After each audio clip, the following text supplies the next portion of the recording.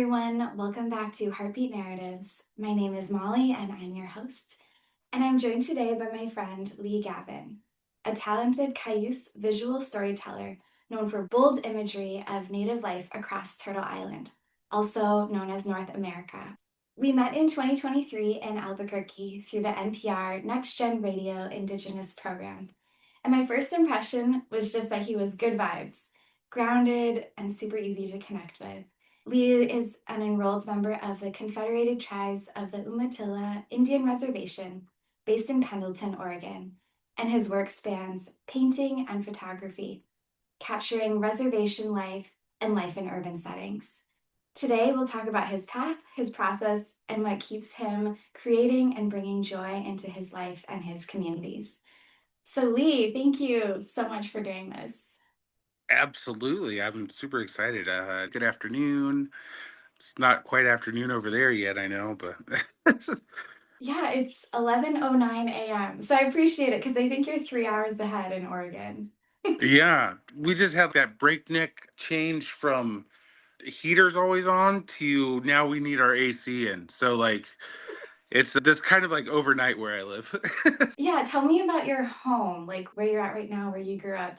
Because I feel like being along the coast in the Pacific Northwest, there's so much change and movement and energy with the seasons. So would love to hear So it. I grew up in Portland and I spent most of my time there as an adult. And then recently I moved over here to the Umatilla Res in Pendleton, but it's high desert over here. And so we get a couple months of the year that we see some green and then everything just beiges out. Like everything just turns a khaki color for the rest of the year.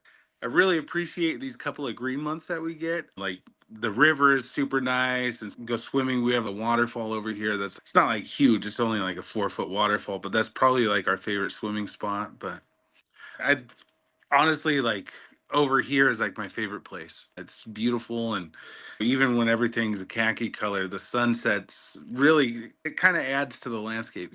So Definitely. When you're talking about waterfalls, I'm thinking of all the beauty in the natural world that connects us to our places and the places that we consider home.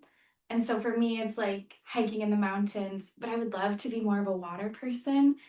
And so for you in your space, knowing that like your favorite swimming spot is a waterfall, I feel like there's a connection between Hawaii and the Pacific Northwest and Indigenous brothers and sisters, we all have that like grounding place-based sense of who we are in our genealogy. I feel like that's like the best way to connect with the land that you're on is like being out in nature.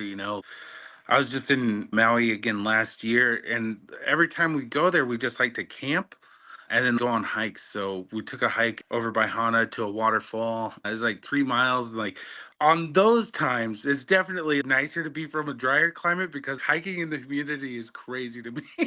So I was very happy to hit the water once we finally got there. But it was It's so funny. Like, I remember my cousins from Maui, they took me on a hike near Hana because our grandma is from Hana. She was born and raised there. So I love that you were there. It's such a special community.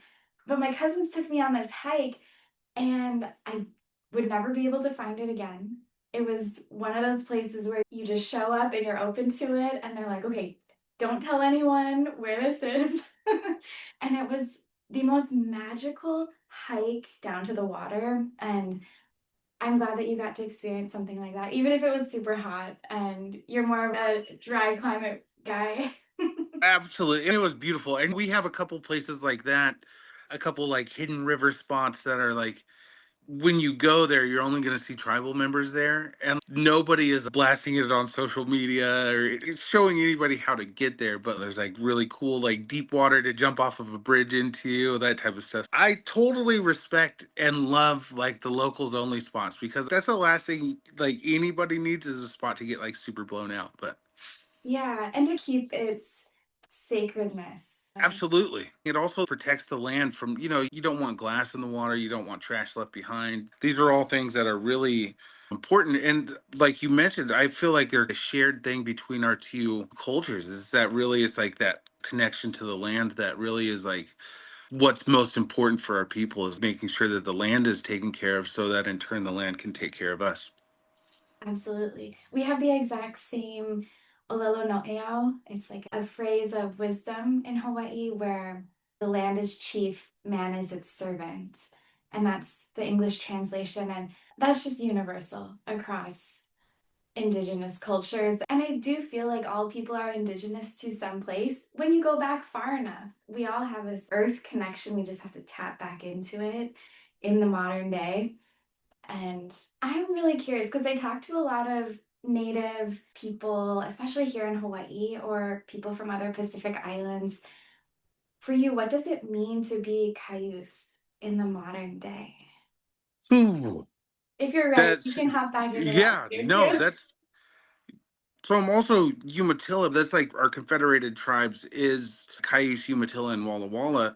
And so I feel like being that impacts me in such a way, especially like seeing my son being able to grow up in this culture and learn our language. And my daughter's name is, she has like a Nimipu name as well. And like just being as much a part of this culture as possible, just so that we can show our children the importance of carrying this on. And it really is all about like conservation and making sure that our children's children for the next 7 generations have these same resources. I know that my ancestors were thinking of me when they wrote our treaty. And so like for them to be thinking of the next 7 generations and the next 7 generations after that, when they secured these rights and resources for us, they were thinking of like even my grandkids. And it just means a lot that in our customs and our traditions, it's constantly looking forward and like always trying to make sure that we're doing our best to tend to the land. So like I really feel like a part of this land, and that statement like you're on native land really to me is more like we don't own this land, but like we are a part of this land. So it's like we came from this land. We're not owning it the way that big corporations are buying up land and stuff like that. We're not here to own anything. We're just here to be a part of it and make sure that relationship of reciprocity progresses and make sure that we're holding up our bargain that our resources made for us and that we made in turn to take care of them. So That's so beautiful. And I think that is the ultimate gift that we have is to be able to care for the land and the resources that it provides us with because we're part of that ecosystem and we will never be apart from it no matter how removed we might think we are. We will forever be connected. And just thinking about like the 7 generations back, but then also we are the culmination of all of our ancestors' dreams a hundred, literally, 100 generations back. And to think about how we're just one little dot in that line, in that genealogy. And so we're part of a bigger wave, but it's so easy to focus on the self. And yet we're just this little speck with the goal of handing on the best world to the kids and their kids and their kids. if I ever have grandkids, I want them to experience what it's like to hunt on these lands or to dig the roots on these lands and to really have that connection. Just like sleeping outside, clean air and clean water. And these are like the most important things. And I feel like the more we progress, the less importance is really implied on those things. It's really refreshing to be surrounded by community where people emphasize the importance of resources like this, whether it be in Hawaii or Pendleton. Tribal communities are really taking that action to make sure that sacred places are kept sacred and defended and they continue to be fruitful. So it's wildly impactful. It's probably my favorite thing that I've done in my life so far is work with the tribe. So And I think that kind of brings me into the topic of what brings you joy. What makes your heart beat and why? for a lot of years, it was just being creative brought me joy specifically. And just needing to find that creative outlet really went through a lot of different things. When I was younger, I was doing graffiti and then turned into painting. And then I did some photos on a bison hunt that really like changed my direction. Like it was like a full stop once I did these photos and I realized how like powerful a photo could be. That was what I devoted all of my time and energy into, was just reading about technique, learning, watching videos on just trying to understand what makes a good photo and like how to really grab that moment and make the most of it. So anybody can like take a picture, but if you're able to like grasp the emotion of that moment, like that's what like really brings me joy. And then like I cover a lot of events in my community, and one of my favorite things is to cover powwows or celebrations and stuff, and like really being able to see all the joy on everybody's faces when like our first foods are coming back. I just covered what we have over here is root feast, and it's when the roots are the first foods to return after wintertime. And so it's such a joyous occasion for everybody to come out to the longhouse, and like all the women go and dig for the roots and then come back and peel them and clean them. And then we have a big feast. And then after that feast, everybody's released to go dig for the roots for like their families and everything like that. These are like my favorite moments to capture, is everybody coming together to cook and laugh and tell stories. And I can't think of anything that brings me more joy than covering events like that within my community. I've been lucky enough to see some of your photos, and the way you are documenting and capturing, I imagine it's like being there. The vibrancy and the emotion. I can't even explain it because it's so stunning and so beautiful. Like, I almost feel you have to study your pictures in a way to really grasp the depth within them. I feel like it's so beautiful because you're privy to communities and spaces that a lot of people will never see. And so the fact that you're documenting it is such a beautiful thing, because those memories and the quality in which you're doing your work is so elevated that I think folks are really lucky to have you as a photographer, as a graffiti artist. You have many outlets to your art and creativity. So I remember meeting you in late 2023 when I saw the piece that you created in Albuquerque about a person who was like really involved in the hardcore music scene. The quality was so good. And I think you raised the level up for all of us other audio people who are aspiring, because you're so good at what you do.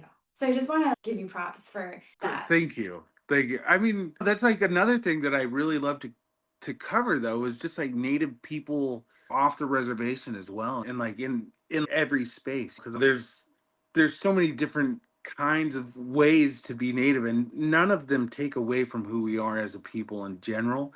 Like I'm Cayuse, like I'm covered in tattoos. I go to hardcore and punk rock shows, and at one point I had like half blonde, half black, chaos spikes in my hair. And like I still made time to go to the longhouse, and I still made time to be a part of my culture. And I really think that that's all that matters. Is doesn't matter what you look like, what type of lifestyle you subscribe to, as long as you're making that time to have that connection with your community and really learn about who your people are. And it's so refreshing to see people like I talked to some guys from a band called Norwegian. Sorry if I said the name wrong.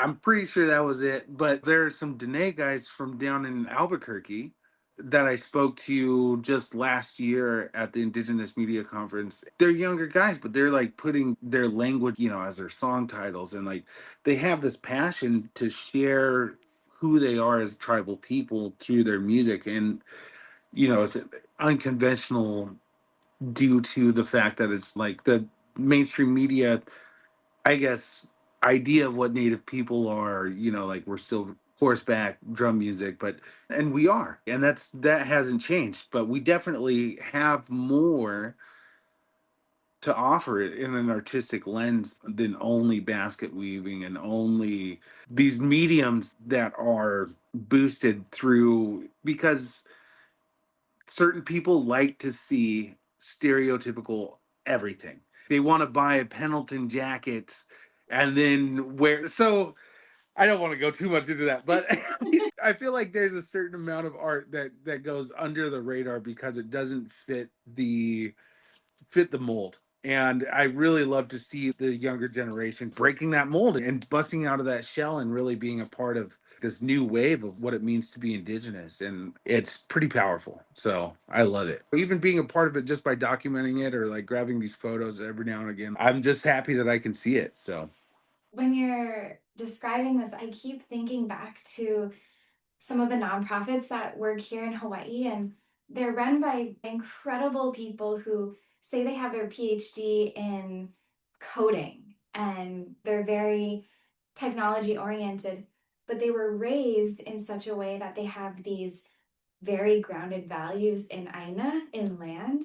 And so, what they're able to create and push forward in the wider community is this beautiful molding of modern and ancient, but it's providing answers and solutions that we're dealing with today, say with climate change or sea level rise, and all of these things that just science couldn't do alone, but by having it be grounded in that traditional ecological knowledge, there's more hope because it's actually rooted in the place that needs the change and the solutions to be implemented.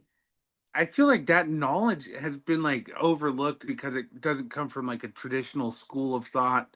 It doesn't have that same Harvard stamp on it, but like our traditional pathways of caring for our environment have been proven over time and time again. But it's because it was came from a place that we it wasn't a brick and mortar school telling you that this is the right way to do it.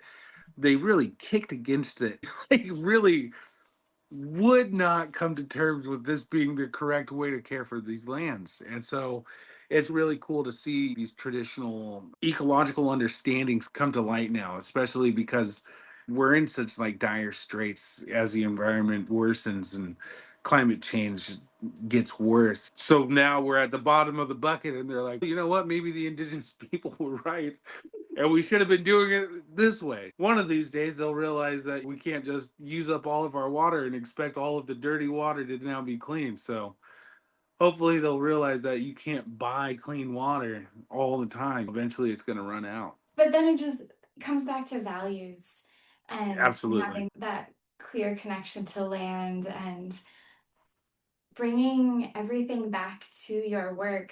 I feel like you being present in so many different communities through your photography and such, what are the themes that are continuously showing up in your art? Things that other people may not see because they're not having this like comprehensive umbrella overview that you might have. I feel like one of the most important things that I try to portray through specifically photography is that we're so many different kinds of people, but really what brings us all together is our culture and our connection through like our traditional values and understanding and belonging to this land. And there's so many ways to kick back, but one of the best ways we can do that is just having a connection to our culture. And I do some like digital art, and usually it's just like a rudimentary drawing. It's just like cartoony, and the drawing is just enough to capture somebody's eye. And then really, it's just about the message that goes along with it. You know, like these are all things that like we should be thinking about as a whole, as people. Is just like our money goes towards supporting these systems of oppression, and really we're shooting ourselves in the foot for lack of a better term, by supporting these systems.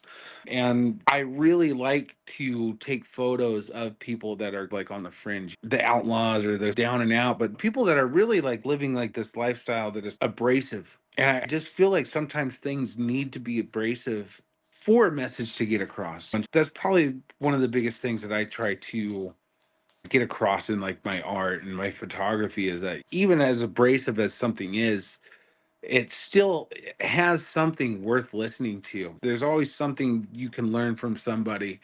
And even if you turn your nose up to that thing, if you really got down to it and looked at their level, there's something you could learn. Just in January, I was teaching a photography class to some homeless youth with a peer mentor group over in Portland. And just their understanding and like willingness to learn just by watching it, listening, and some of the photos that I got back. This is like a gallery in New York City photograph, like compositionally, like perfect photos. It's hard when people won't take a chance on you based on how they perceive you. And I know this firsthand, having like face tattoos, being covered in tattoos, and having a colorful background. If you give somebody a shot, you're more than likely going to be surprised at what they're capable of. And I think that is really one of the most important things that I've learned in my adult life is really just going outside of the comfort zone, taking a shot at something. And you hear a lot of no's, but when you hear some yeses, it's usually very worth it. What I'm doing artistically is very scatterbrained. You know what I mean? I'm doing a lot of different things, but they all have a really significant meaning in the end. And that is represented in my art. I was like, you have all these different outlets, but realistically, what it boils down to is making sure that we have a connection to our culture and the land, making sure that the rights of everybody are taken into consideration, and then not being afraid to have a hard conversation with those that don't agree with the fundamental rights that people should have. It needs to be addressed, and oftentimes in spaces where art shows happen or where newspapers are made, people have these ideas of people that really are very biased and pretty unfair ideas of people based off of how they perceive them. All of these different facets of my artistic style really kick back against that idea that you're this one person.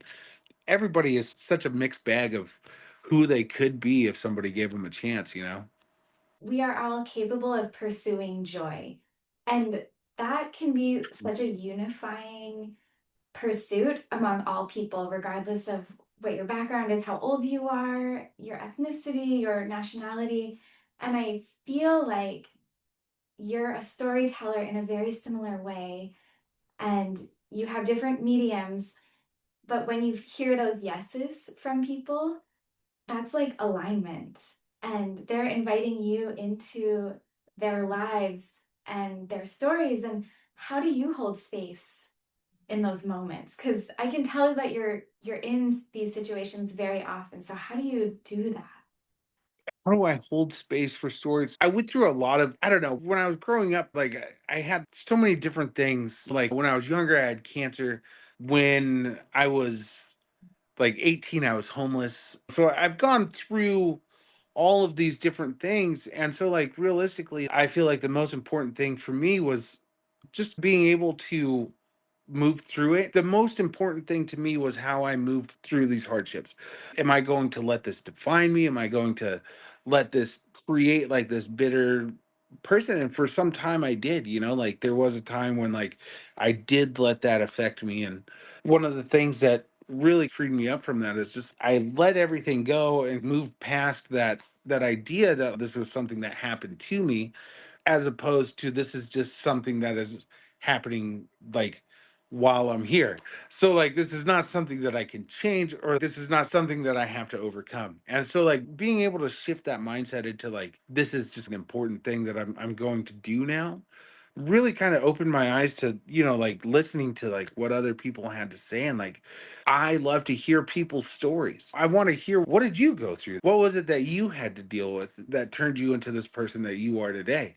And when you come from that background where life was gritty at one point, you're really able to see that in other people. And it's usually people like that have these really cool underdog type stories. Like they have these important things to say that it's just, oh my God. Like now that's inspiring for me to hear. So I'm always looking for inspiration. And I often find that in people that have had it worse, or people that were able to overcome their or climb their mountain. Everybody has a mountain to climb. And when you're able to climb that mountain, you always come out of that with stories to tell because there was always some sort of peril that somebody faced. And if you're able to come through that and then still have a smile on your face and still be a strong person. It's inspiring. And I think that everybody should find that inspiration in other people, and especially people within my field, photographers, or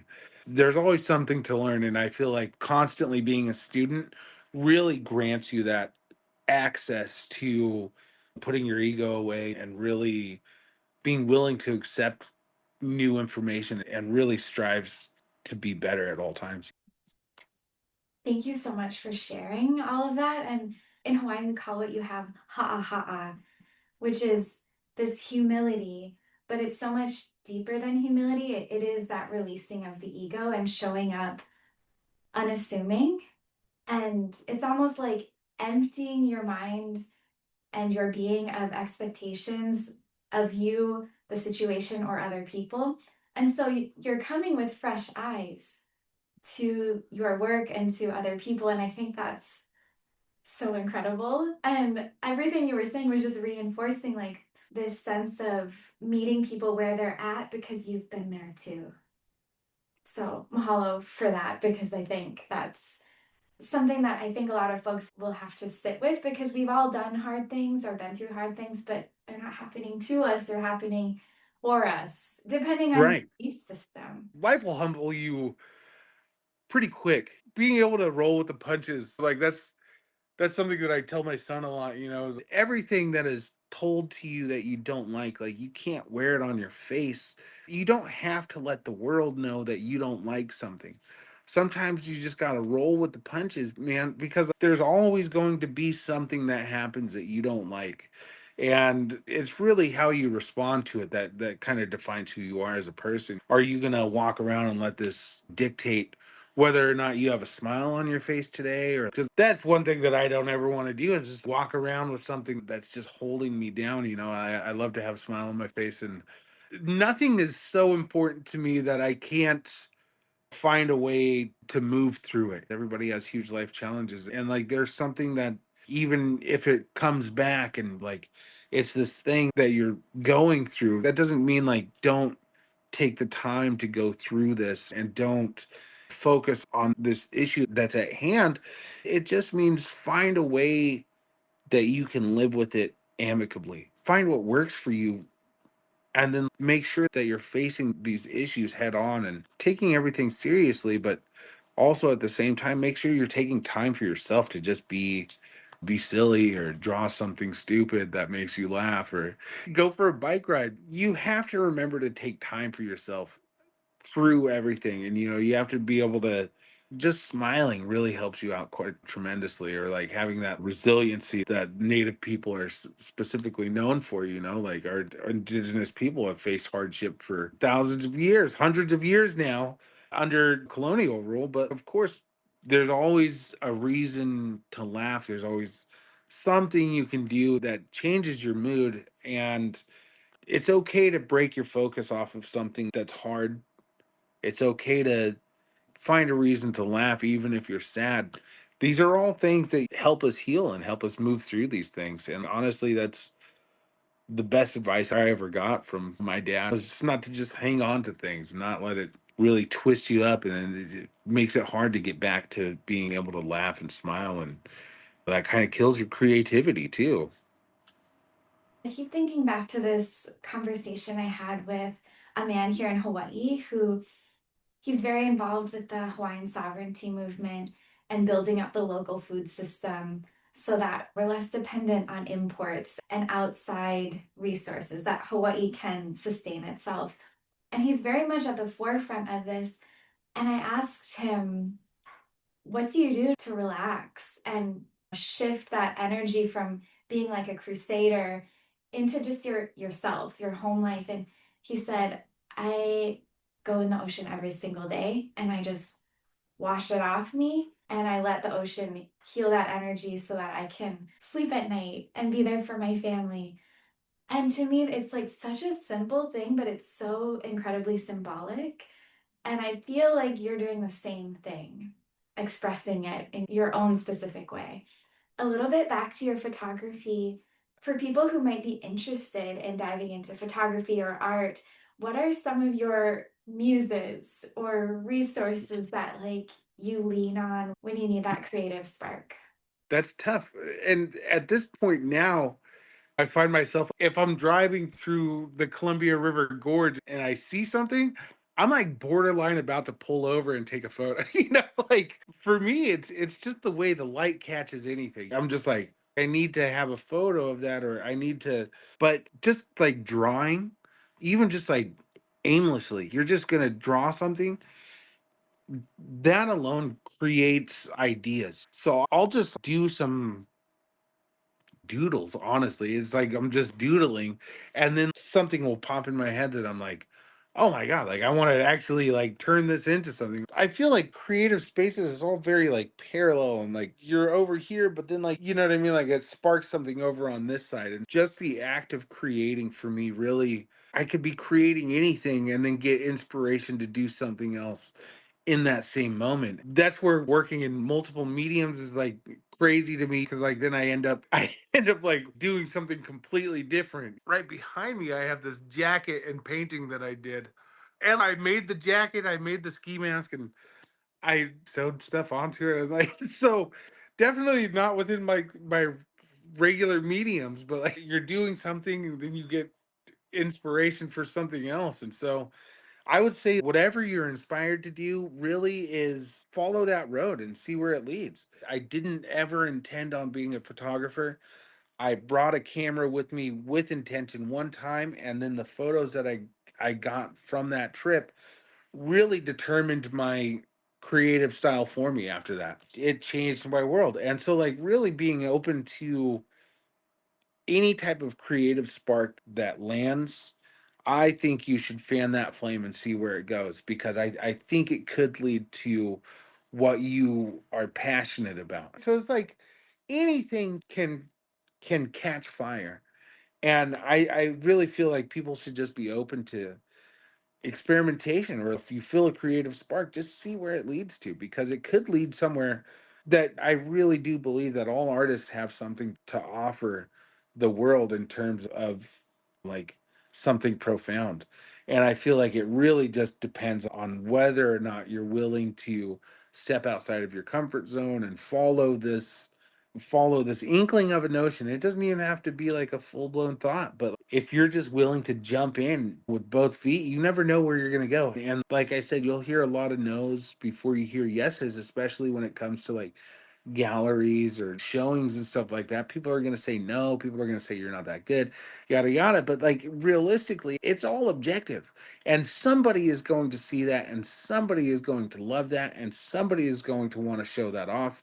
And realistically, I think people should be creating for themselves, anyways. I'm taking the photos that I want to see.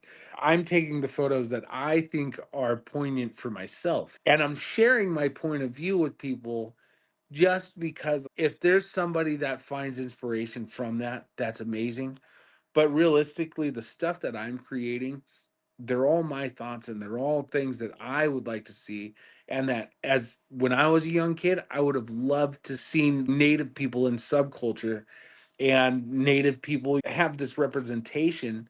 And so that's the hope is that I can some native kid that, you know, thinks that you're only playing basketball and you're only going to ceremony, that's the only way to be native, but then they see like this whole other world of who we are as people and we're punk rockers and we're hardcore kids and we're skateboarding, we're doing all this other stuff and it blows the lid off of their worldview and drives another creative spark. That's realistically what it's all about to me. Is just I love creativity. I would love to see everybody's creative side, and that's the most important thing to me. That's sincerely what makes my heart beat is watching these people find their creative nature and sharing that with the world. I feel like you are living in full alignment with your purpose and you're just in that flow of your gift. Just the way you're describing this aliveness from your work and your observations. And kind of going back to what we were talking about at the beginning, being Indigenous in the modern day, I do think the next few decades are going to be very pivotal in the way the world turns and how society is formed. And I think a lot will come back to Indigenous ways of knowing and the frameworks that are in place within Indigenous communities. And I think the world will lean on those understandings more and more. And you're in that flow already. So my hope is that more people will see what you're creating and can find their own niche or their own little pocket of the world to bring aliveness to. So, Lee, this was such a fun conversation, and I think we got really deep too. Yeah, I got pretty deep for sure. For is, sure. is there anything you want to add that came to mind? You know what? I think that last statement was is really what I wanted to share most. Is really just find what you love to do and really just goes as hard and far with it as you possibly can, because like you never know what's going to be possible. And realistically, what is it? You miss every shot you don't take type of situation, but like it's so cliche, but honestly, it really is. That's what it is. You know what I mean? If you don't take any risks, like you're never gonna fail. But that's because you're never really trying. This is all like kind of Yoda stuff, but I feel like maybe that's why it was like why he was so smart. So I think we all want to have a little more Yoda in our lives. sure. But I appreciate you so much for setting some time aside to talk story with me. I'm excited to see your future work. Thank you for having me. That was awesome. That was a great conversation. Where can listeners find you and your work? Mostly it's just Instagram. That's at Mioxet Arts, which is Miyooxet.arts. That's where it's all at, and that's where everything lives. I'll be sure to link your Instagram in the show notes as well so people can check out everything you're doing. This was such a pleasure. Absolutely. Thank you so much. Mahalo, everyone, for tuning in, and we'll catch you on the next episode. Aloha.